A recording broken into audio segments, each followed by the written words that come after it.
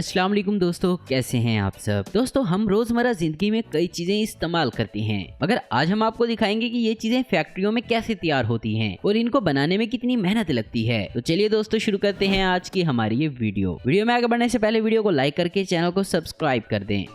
Number 1, नेबुलस soap factory. आपने इस तरीके से साबुन बनता नहीं देखा होगा। इसमें साबुन का महलूल एक बड़े टब में तैयार कर लिया जाता है और फिर इस महलूल को बाल्टियों में भरकर एक बड़े हाल में बिछी प्लास्टिक शीट के ऊपर फैला दिया जाता है। वहाँ खड़ा एक आदमी इस महलूल को एक खास तह में फैलाता जाता है। फिर इसके ठंडे होने पर इसके ऊपर बचे खुचे टुकड़े साफ किए जाते हैं और फिर साबुन को काटने के लिए धागे की मदद से लाइनें लगाई जाती हैं और इस तरह साबुन पर लक्कड़ के हथौड़े की मदद से कंपनी की मोहर लगाई जाती है। फिर इस साबुन को टुकड़ों की शक्ल में एक धारी ब्लेड से काटा जाता है। फिर इन टिक्कियों को एक खास तरीके से सूखने के लिए रखा जाता है। फिर इन टिक्कियों की हाथों की मदद से पैकिंग की जाती है। साबुन की इस तरह की ये अकेली फैक्ट्री फलस्तीन के वेस्ट बैंक में वाक़िया है और यहाँ से साबुन कई मुल्कों को भेजा जाता है। Number 2, pen tennis ball. Tennis ball का इस्तेमाल टेनिस खेलने के लिए होता है और कई मुल्कों में क्रिकेट खेलने के लिए भी इस्तेमाल होती है। इसको बनाने के लिए रबड़ का मुआद लिया जाता है, उसको गोल सांचों में रख दिया जाता है। फिर इस सांचे में इस रबड़ को गर्म करके बाल बन जाती है। इसके बाद बाल के ऊपर रोई वाले कपड़े को चढ़ाना होता है। इसके लिए कपड़े को बाल की शक्ल में काटा जाता है। फिर इन कपड़ों को एक महलूल में डालकर ताकतवर बनाया जाता है और फिर इनको बाल के ऊपर लगाया जाता है। इस तरह बाल बन जाती है। 1986 से पहले टेनिस की बाल सफेद होती थी, लेकिन 1986 के बाद इनको पीला रंग दे दिया गया क्योंकि 1986 के बाद ये खेल टीवी पर दिखाया जाने लगा और पीला रंग टीवी स्क्रीन पर वाज़ेह नजर आता है बजाय सफेद रंग के। और बाल पर कपड़ा इसलिए लगाया जाता है ताकि ये टेनिस के रैकेट के साथ अच्छी पकड़ बना सकें।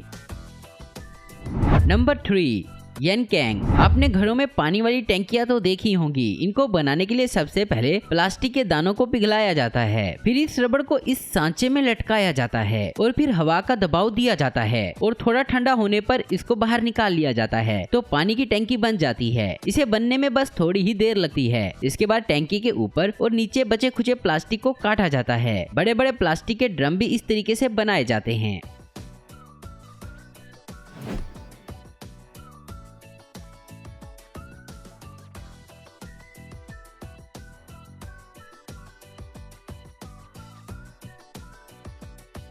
Number 4, Faber Castell. हमने बचपन में पेंसिल का इस्तेमाल किया है, मगर ये कैसे बनती है जरा देखें। सबसे पहले एक आदमी एक मिक्सचर मशीन के अंदर ग्रेफाइट और क्ले को थोड़ा पानी डालकर अच्छी तरह मिक्स करता है और अगर रंगीन पेंसिल बनानी हो तो उसमें खास रंग भी डाला जाता है। इसके बाद इसको एक मशीन में डालकर पतली पतली छड़ियां तैयार कर ली जाती हैं। फिर इनको एक बॉक्स में डालकर ऐसी मशीन में डाला जाता है जहाँ ये मजबूत हो जाती हैं और वहाँ से निकालकर इनको एक भट्टी में रखकर हीट दी जाती है और फिर इनको वैक्स के अंदर भिगो दिया जाता है। फिर ये तैयार हो जाती हैं और इनको लकड़ी में डालने के लिए पहले से ही लकड़ी के सांचे काट कर रखे होते हैं। इनके अंदर ये छड़ियां रखकर ऊपर से एक और लकड़ का सांचा रखकर दबाव दिया जाता है और फिर इनको आगे भेजा जाता है जहां एक मशीन इनको काट कर पेंसिल की शक्ल दे देती है और फिर खूबसूरत नजर आने के लिए इनको मुख्तलिफ रंग दे दिए जाते हैं और फिर बेचने के लिए भेज दिया जाता है।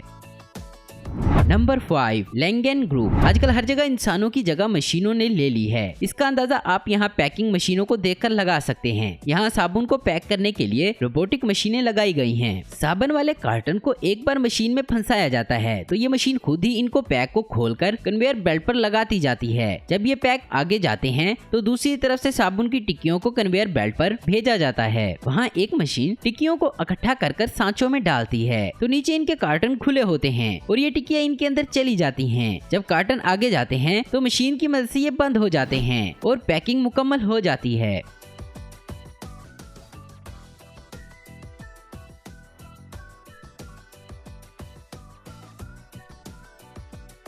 तो दोस्तों आज की वीडियो में बस इतना ही। उम्मीद करता हूँ दोस्तों आपको वीडियो पसंद आई होगी। ऐसी इन्फॉर्मेटिव और इंटरेस्टिंग वीडियो देखते रहने के लिए हमारे चैनल को जरूर सब्सक्राइब करें। अगर आपको हमारी वीडियो पसंद है तो इसे लाइक कमेंट और शेयर करना मत भूलें। Thanks for watching.